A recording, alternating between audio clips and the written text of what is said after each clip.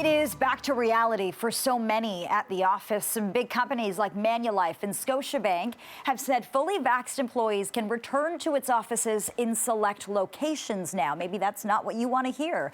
It's been 2 years of the remote work life, and here to offer some insight on the transition back to the desk or cubicle is employment lawyer Daniel Lublin. John Trugacos, Associate Professor of Organizational Behavior and HR Management at the Rotman School of Management, and Andrew Caldwell, HR Advisory Manager at Peninsula. Thank you all for joining us. Really interested to get your thoughts on this discussion. Daniel, we'll begin with you. Most of us were supposed to be back at the office months ago. Then Omicron happened, and here we are 2 years later. What if you say you don't feel safe returning to the office? Can you say that? Do you have the right to say no? That's now a more difficult case to make for individuals to refuse back to work mandates. I think we're at a really different place now than we were a couple of years ago. Anyone who wants to be vaccinated is vaccinated. Companies and the general scientific community have a better understanding of what you need to do to provide a safe work environment. And I'm not aware of one single case where anyone has successfully made out a claim for having demonstrated that they actually caught COVID-19 at the workplace, at least in some time. So I think that's a difficult case to make out. I think employers may want to reconsider hardcore back to work policies because they may lose people. There's a recent survey that came out that said people don't want to return back to work. And I think there's a different problem, which is employees can find work elsewhere if they're not happy with the jobs that they have right now. Right. Employers have a lot to think about, and we'll get to that survey in just a moment. But I want to know if workplaces can mandate a full-time return to the office. Is this a gray area like you say it is? I don't think it's a gray area at all. I think workplaces can absolutely mandate return to work. They just have to ensure they're doing the types of things that we all know by now to ensure a safe workplace. But there's no question in my mind that companies can tell people, hey, you got to get back to work. Mm-hmm. Okay, John, Daniel touched on that Amazon Canada survey. I want to bring the results of that up now. Almost 1,600 office workers were surveyed. Here's what Amazon Canada found. Half of Canadian office workers say working mostly or entirely remotely is their ideal scenario. Only 1/4 want to go back full-time. The ability to work remotely and flexible work hours are now more important to office workers than workplace culture. I found this really interesting. Opportunities and in-office perks. It also found 2 in 5 say they would look for another job if mandated to return to the office full-time. Also, more than half would be less likely to accept a job with a new employer if they were mandated to return to the office full-time. What does this tell you about how our approach to the workplace is changing? What do you make of these results? I think it shows that the trend we've already seen unfolding throughout the pandemic has just strengthened, has solidified in people's attitudes and the way in which they can work. We know that people can definitely be productive while working outside of the office. And people have seen a lot of benefits of doing so, including, with all-time high gas prices, not having to commute, being able to have more balance with work and home, and learning that they can have the best of both worlds. And really, that's the key to the hybrid work model, is that if done properly, it gives employees and organizations the best of both worlds. Be productive, get in to see your colleagues, a couple of days a week, and be able to be productive and work and balance your personal with your work life at home when you work from home. Okay, Andrew, we'll bring you into this conversation. Mm-hmm. These results are maybe not so surprising, but I want to ask you about the health and safety aspect here. What do companies have to do to make sure their staff feel safe? Well, Daniel's already touched on this a little bit already, whereas that the employer is still required to ensure a safe workplace. So in terms of COVID-19 measures, those that have been used already can still apply. Daily screenings and making sure that the sick days are being used. So if an employee is feeling unwell, they can go home, or maybe they can work remote. Now, the mask mandates are lifting in some indoor areas as of March 21st. So some employers may choose to limit mask use in the office, but at the same time, an employee can choose to use the mask while they're in the workplace. So it's the same rules as before. Make sure you have a safe workplace, and that if an employee makes a claim of it being an unsafe, they really need to be at the office or in the workplace to make that claim. They can't just make it arbitrarily from home. Right, so you need to come into the office to be able to make that argument in the first place. Daniel, the conversation around mask mandates is kind of interesting. We know the province won't be mandating mask wearing soon. Can workplaces mandate it? Yeah, no question in my mind that an employer can choose to implement a mask mandate or to retain the mask mandates that currently exist.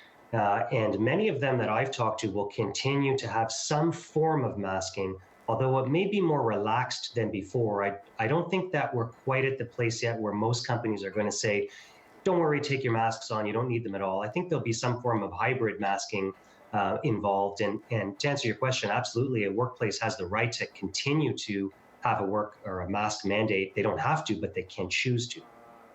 John, the pandemic has changed so much. Do we need a wide-scale return to the office? Is that concept outdated? Can we go back to the so-called normal? What do you think about that? I think we have a different normal. I don't know, for some industries it makes sense to bring more employees back. For others, it obviously doesn't. To the extent that as an organization, you can provide your employees with additional flexibility, additional autonomy, while still being able to let them be connected with their colleagues when they do want to come back.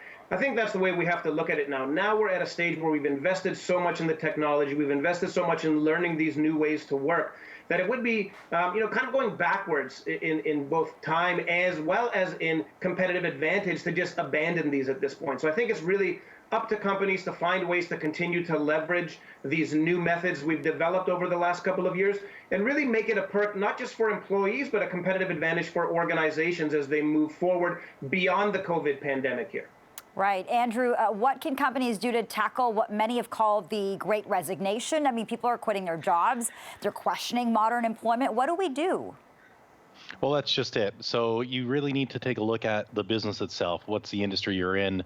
What is productivity for that employer, and how can you rate it? How can you monitor it? Is it that people can do it from home and that you can track it, and therefore you can monitor it and make sure it's being done? If so, then maybe the hybrid model works for you. Maybe the working from home works for you.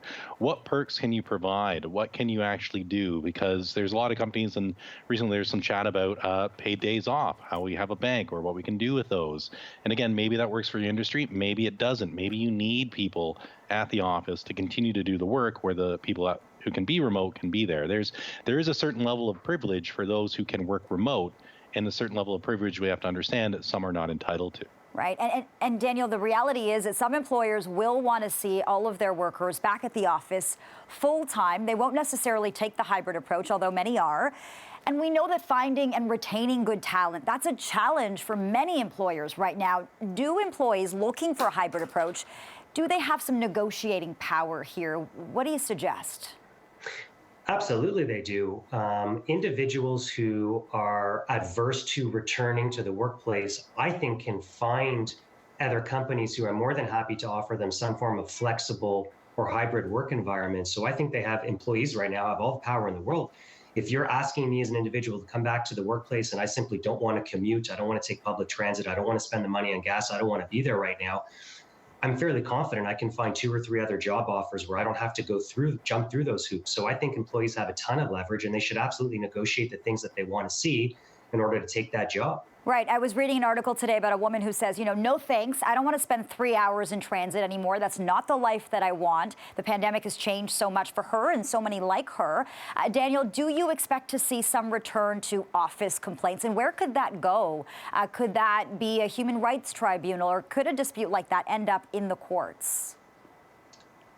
For individuals that return to the workplace, there'll be types of complaints that we normally see that happen in the workplace. There'll probably be a rise in bullying or harassment complaints just because people will be around each other more often. But I don't think a return to the workplace itself gives rise to any form of discrimination under the Human Rights Tribunal in Ontario or the Human Rights Code. That by itself isn't a concern for me. Okay, we'll leave it there. Daniel, John, and Andrew, thank you so much for your analysis. We certainly appreciate your time tonight. Imagine cities like Toronto, Vancouver, and Ottawa being bombed, asking how Canadians would feel if the iconic CN Tower was hit by Russian bombs. Addressing Prime Minister Justin Trudeau as Dear Justin, he called on the PM to imagine children in this country being killed kindergartens being bombed. Zelenskyy received a lengthy standing ovation. And joining us with reaction to this emotional address and the latest developments in the Ukraine-Russia war is retired Major General David Fraser and former Canadian ambassador to Russia, Jeremy Kinsman. Good to see both of you. Thanks so much for your time. General Fraser, first, I want to hear about what you thought about the Ukrainian president's special address today. There was certainly a lot of emotion there. Well, Lena, I mean, I watched it and I was absolutely moved by the emotions, but by the plea and looking through a president's eyes and thinking that I'm actually on the ground watching what Ukrainian civilians are facing. It's absolutely heart-wrenching. Churchillian, this man has demonstrated leadership by example by not running. He has stood his ground. He has stood Putin down. And he is stopping one of the best trained armies in the world right now. And he's just done a remarkable job. But we've got to balance the emotions from the actual decision. And the question is, what more can Canada do? An awful lot. He is dealing with a bully, and we've just got to hammer all the sanctions against that bully and to do harm and damage to his economy to get his attention to the political and diplomatic table to find a settlement to this war. Yeah, Zelenskyy dealing with a bully, that's pretty powerful. Mr. Kinsman, what did you think? I want to hear your thoughts. Well, he's a great performer. I mean, he seems like a very authentic guy. Somebody made the joke, you know, if you're going to run a war, get it run by a TV production team, because, boy, he really appeals to hearts and to minds. I don't think he's going to get a no-fly zone, of course. General Fraser has spoken about that frequently, and I totally agree with him that it's an escalating risk for a little benefit. But he's going to get the goodwill, not just of Canada. He's speaking tomorrow to the American Congress, to, honestly, the whole, what we used to call the free world, and much of the rest of the world. And that's going to stand Ukraine in great stead. Ukraine's going to survive. They're not going to push the Russians out. They're going to, you know, fight them to a draw, which is unexpected and heroic. And it's very, very important because it's a big win for Ukraine. A draw is not a win for Vladimir Putin. We'll see how he spins it to try and back away. But that, I think, at the end of the day, and talks are going on, is what is going to happen. We've got to give him more stuff. More anti-aircraft batteries, absolutely, no question about it. We got to help them deal with what they got to face. But I think they're going to come through. Interesting. General Fraser, please close the sky. That's something Ukraine's president called for today. That's something the Ukrainian people have practically been begging for. It is also something NATO has refused to do, saying it could lead to escalated tensions. It could lead to a full-fledged war. Mr. Kinsman just said it's escalating risk for a little benefit. Do you see it the same way? I do. And it really, this is, you know, we've got to separate the emotion from the reality. Ukraine has actually stopped this army and is doing a great job with the tools that it has right now. And the one thing we cannot forget about is we got to think about what Putin has done in the past. Everything that Putin has ever threatened with, he's followed through with. And so that we've got to take it seriously that the potential that this war goes out of control, and a no-fly zone means that we're going to attack Russia mainland. We're going to attack Russian troops. And it's, you know, where does it end? And this is where, in fact, we can actually support Ukraine, and I agree. And Ukraine today indicated that they may not join NATO, which is exactly the first step that we're looking for that might appease Putin and give him a way out without him having to annihilate the rest of the country. I agree. Ukraine's not going to die. It's not going to die. It will live on. And Zelensky's made sure of that, and every Ukrainian has made sure of that too. So I'm hearing both of you say that Ukraine will survive, that it will not die. What do you make then of President Zelenskyy saying millions of people will die and the West is just watching and not imposing this no-fly zone? What do you make of that argument? Lino, one person who dies is one person too many, and people will die, and they are dying, and it's heartbreaking and it's awful. War is hell, and that's why the war's got to be stopped. And every means of persuasion, of leverage, of pressure, even of economic coercion, has got to be brought to bear on Russia and is being brought to bear, and incidentally, also indirectly on China to persuade them to back off a tacit kind of approval of what Putin is doing. I think what Putin is doing is more than they bargained for, to tell you the truth. So I think, look, we may hopefully be heading into some kind of an end game. It is absolutely terrible what's happening. There's no question about that. And I understand Zelensky's performance, his projection, his character, his bravery represent those of his people, and it's just terrific. And we're full right behind him. But as General Fraser says, you got to measure the benefits against the costs. The big benefit here is going to be a stronger Ukraine coming out of this. Okay, General Fraser, I want to talk to you about sanctions. Canada slapping new sanctions against another 15 Russian elites today. Are these sanctions hurting Russia? Are they hurting Vladimir Putin? Does he care about sanctions? And how do we know if they're actually effective? Well, just take a look that the Russian stock market hasn't opened up for 3 weeks. Look at the 400 companies around the world have stopped doing business with Russia. These sanctions are having an effect over and above anything we've ever seen in history.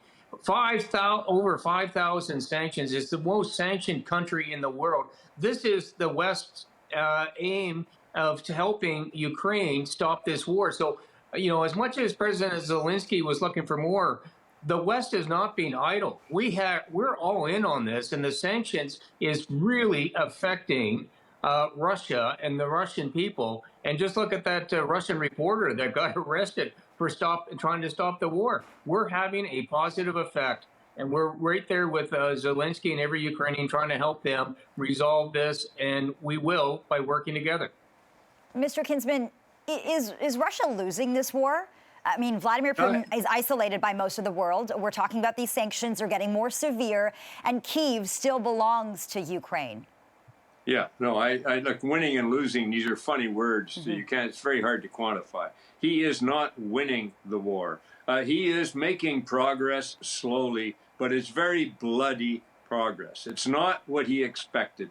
The costs are much higher than he expected. And even though he's, by impulse and by exercise of power, pretty much a dictator, which he's consolidated in the last week, it's virtually a military police society right now. He still has to pay attention to what people think. And what people are beginning to think, and as General Fraser says, what some of these communicated social and business sanctions are making them think, they're beginning to feel the shame. When that shifts from pride to shame, that means he's in big trouble. He doesn't have much of a nose for public opinion living in his bubble as he does, but he, I think, has got enough of a nose to smell that from far. And shame is a powerful emotion. General Fraser, I want to talk to you about how this could possibly end. Experts are saying Russians have a lot of power in this equation. Could Russians overthrow or replace Vladimir Putin? And what would it take to get there? Well, I'm not going to say that Putin is going to be overthrown. He is a survivor. He's been a chess player. He's got a great control and power in Russia. But what I think his position has been weakened by this situation. And I think that Russians who have for the last 10 to 20 years lived a very prosperous lifestyle, and when that is gone, it's going to pose a lot of pressure on him to rebuild and to focus on solidifying his position. So I just think we have a weaker Russia at the end of this. In a perverse way, it actually makes the West a little bit safer because Russia has just proven that it cannot go after the Baltic states and other countries because it can't even get through Ukraine because the Ukrainian, with only a third of the fighting force, is actually putting up a better fight than all the Russian army put together. Okay, a weaker Russia, stronger Ukraine. That's interesting. Mr. Kinsman, I'll ask you the same question. You think we're getting closer to the end game here. How do you think this ends? Do you have any sense of optimism about these so-called peace talks? Well, I have some optimism, Lena. Nobody's got the predictions right on this. I mean, nobody thought, very few people thought Putin would actually try to invade the whole country. And how it ends is going to have to be first with a ceasefire. with conditions, and then it's going to have to end with some kind of a negotiated settlement of the things that are at dispute. I think General Fraser just said that President Zelenskyy has withdrawn the acute desire to join NATO. He wants to see NATO's sovereignty and democracy and independence supported, and that is going to be the case. He has won that case with the rest of the world. But how it's going to end and when it's going to end, when is Putin going to resist his black belt judo fighter's instinct to double down? I don't know. I hope it comes soon. I hope somebody in his entourage is beginning to tell him the truth. Okay, this has been a fascinating conversation. Major General David Fraser and Jeremy Kinsman, we're so grateful for your time tonight. Thank you. Why are we waiting until April 1st?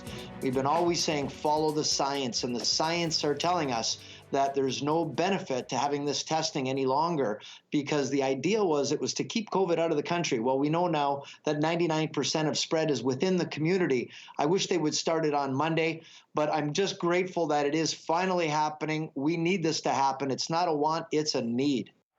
That was Niagara Falls Mayor Jim Diodati talking about what border town mayors have been calling for a very long time. CTV News has now learned as of April 1st, fully vaccinated travelers entering Canada by land, sea, or air will no longer need to show proof of a negative COVID-19 test. An official announcement is expected tomorrow. So will the travel industry see its biggest comeback this year? Let's get reaction from the travel and tourism industry tonight. Monette Pasher is the interim president of the Canadian Airports Council.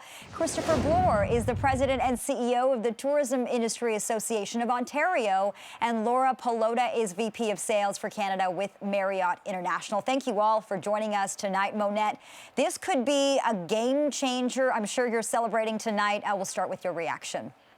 We are. We're eagerly awaiting tomorrow's news. This is very exciting for our airports and the travel industry. And Christopher, this is exactly what the Canadian Travel and Tourism Roundtable has been asking for. What does this mean to the industry and to travelers, their experience? Well, it means it gives us a chance as an industry to have a really good 2022. This isn't going to be the end of the story of our recovery. This isn't going to happen overnight. 2022 is about getting up to a good level of activity for our industry. 2023 and 2024 is more likely to be when we see a full recovery. But this gives us such a huge boost for an industry. After 2 years of restrictions, closures, testing at the borders, this is a real boost for our operators. And it's been great to be able to speak to so many of them today, positive about welcoming international visitors in much greater numbers in the coming weeks. Yeah, and those international visitors, especially those coming from the U.S., that is crucial for business here at home. Laura, people deciding not to fly, that means people not checking into hotels. I know your industry has been struggling for months now. Tell us about your losses. Well, it's been difficult, Lena. As you know, hotels have been among the hardest hit through this pandemic. It's been super, super tough. But, you know, this pending announcement tomorrow is really a breath of fresh air. You know, as it relates to international and U.S. customers, about 25% of our business to our hotels across Canada comes from international, and most of that is from the United States. So this will really alleviate a lot of the stresses and strains through that testing and be able to start to welcome those guests back to our hotels. For sure. That is a big number. Monette, I'm not sure if you could hear the mayor of Niagara Falls just before we came to you, Jim Diodati, asking the question, why are we waiting till April 1st? Why not make this change this month? How do you feel about the timing of this announcement? Yeah, I mean, we've been saying as an industry, we've been calling for removal of testing for some time now, and every week does matter. So I think he makes a valid point. But we are really grateful to know that it's April 1st, to have advance notice and be able to work towards that. So I think positive steps forward, and tomorrow will be a great day. Chris, the industry for a while now has argued that the testing requirement was never really backed by science. I know some infectious disease experts who would agree with that, saying that, you know, Omicron was already here, so there was no need for pre or post-arrival testing. The decision to wait until the spring before lifting this requirement, how much does this hurt the industry, small businesses, and the economy overall? I think it's undoubtedly, held us back a little bit in this recovery period. We've known for some time that the barriers to enter Canada, despite our really high vaccination rates, have put off American and international visitors from choosing to come to Canada and Ontario in particular. And so that's been damaging for us as an industry. But I think one of the best things that we now are able to give our operators is some certainty in their marketing, how they speak to their potential guests. And I think what's really positive is now that we feel that we can operate back to normal for the next 9 months. But it's really key to note that this isn't going to be the end of the story for us. And all those people sitting at home right now watching this show, I hope despite the international trips that are on offer to them, I hope they are considering potentially traveling within Ontario and Canada first before they go abroad. Right, you say this is not the end. Laura, how do you feel about the timing of this, and what does it mean to you to have a firm date at this point? Well, we depend, Lena, on predictability. It's important for us in order to, we need to plan. We need to market effectively our destinations. We need to plan with labor and our talent so that we can welcome these guests and they have great experiences. And, in the business event sector, when you're having very complex and complex meetings and events, this takes a degree of time so that we can plan the logistics for this. We have people coming from a number of different places, and they're using a number of different facilities of ours, hotels, convention centers, attractions. So we want to make sure that we plan so that they have a great experience and that they return and they come back to Canada again and again. Right, Laura, it might feel strange for all of us to be in a room with a lot of people, but I'm looking ahead right now and wondering if you've thought about when big conventions and meetings might come back. Have you had conversations about that? And when are you hoping to see something like that happen again? Well, we've had in Canada already domestic events and conferences take place. A couple of weeks ago in Toronto, we had a great corporate event from one of our pharmaceutical companies. They had 1,600 folks attend, and we handled and managed it very effectively using safety protocols. So we envision that now with this announcement, later on this spring and into the summer, we'll start to see the return of these international congresses and events. So we're excited about that. About 70% of the business in Canada is made up of business events and business travel, and that happens all year long. That is a huge piece of the pie, that is for sure. Monette, we're listening to Chris say this is not the end of the story. I know it's going to take a long time to bounce back, but I do want to look at the bright side here, because at the end of the last month, the feds further eased travel restrictions. They scrapped PCR tests, lifted that non-essential travel advisory. Has that been helping? Have you noticed that? I mean, we're in the middle of the March break. What are you seeing? Yeah, I mean, we're seeing an uptick in travel. I think March break has been good. And, the travel measures that were announced really did have an impact on demand. And I think today's news will as well. And the more we grow demand, the more we can grow connectivity and reconnect and be more globally competitive. So I think this is really great news for the business community as well, to be able to travel. This was a big deterrent for them to take international trips and U.S. trips, and having them back in our aircraft and moving through our airports will be great news. Yeah, I know you're not a doctor, Monette, but maybe I can get you to weigh in here. From your perspective, should vaccine mandates related to travel still be in place? Is this something you're urging the feds to have another look at, maybe? Yeah, I mean, our industry is federally regulated, as you know, and we're really following the science on this and the federal government's decisions in terms of vaccine mandates and mask mandates. So looking to them and their guidance on this and following the science moving forward. Chris, what do you think? Do we need vaccine mandates related to travel?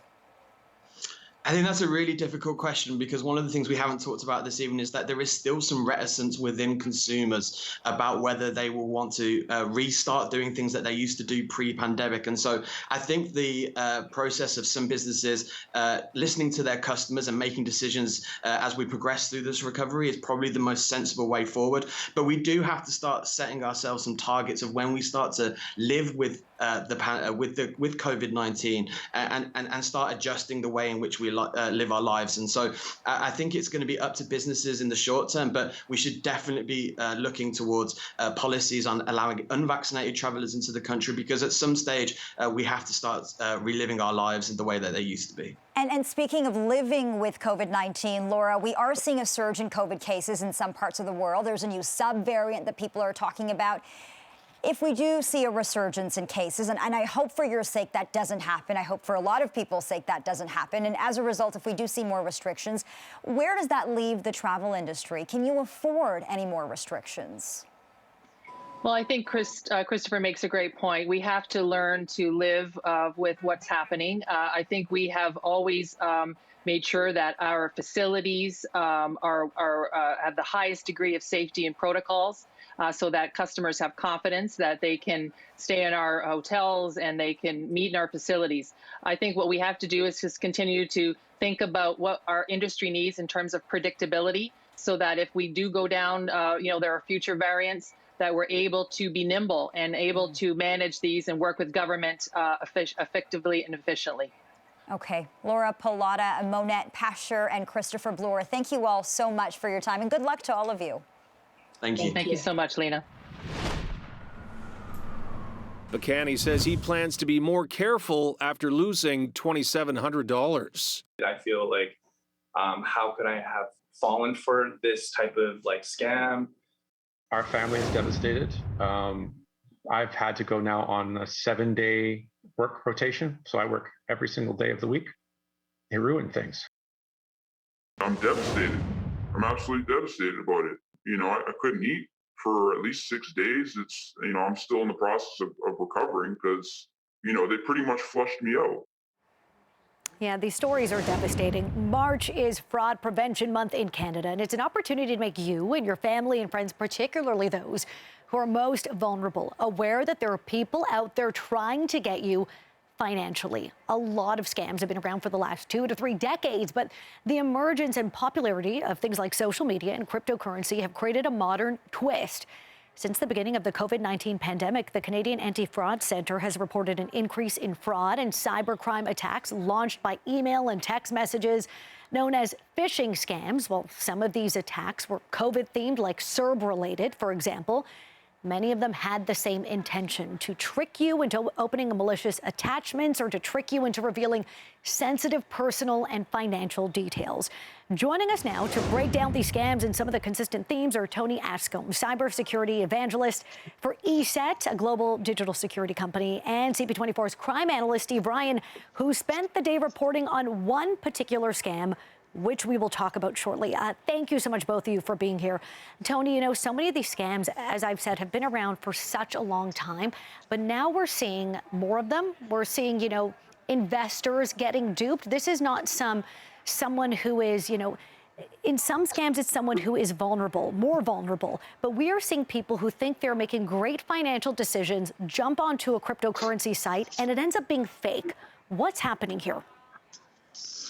Well, I think there's two things. One is we're trusting, we've all been locked away for 2 years and we're maybe trusting more on the internet than we should do. But also cyber criminals are becoming more confident and they're gaining more information, and therefore they're able to make their scams look more realistic. So it's harder to actually spot what's fake. Yeah, so Tony, these scams are very sophisticated. In some of the stories that CTV News has reported on, one gentleman who you saw there in that last clip, his identity was not provided. He lost $260,000. Some of the people we've chatted with, they feel that they are investing on what is a legitimate site. They see increases to their investment. There may be even a bit of a payout, a tiny one, but when you want to go and get the real payout, it doesn't exist. How is it that people are getting duped? I mean, how do you determine a legit site from a fake one? Well, firstly, I think there is an element of people looking at cryptocurrency and looking at the stories in the media of, people getting very rich very quick on cryptocurrencies. Well, that's just not the case. I mean, there is no get-rich-quick scheme. If there was, I think all of us wouldn't be here. We'd be on the beach somewhere with a big yacht. So that's the first thing, is to make sure that actually there isn't. But how to spot those scams? Is there a regulator? When you're making a financial investment, look to see whether there's a regulator behind it. look to see whether there's validation from a government source or a regulatory body. Do they have other sites, other places where you can go and validate who their business is, how they're doing business, and read reviews, etc. Go and actually make sure you're investing with somebody that has that backup.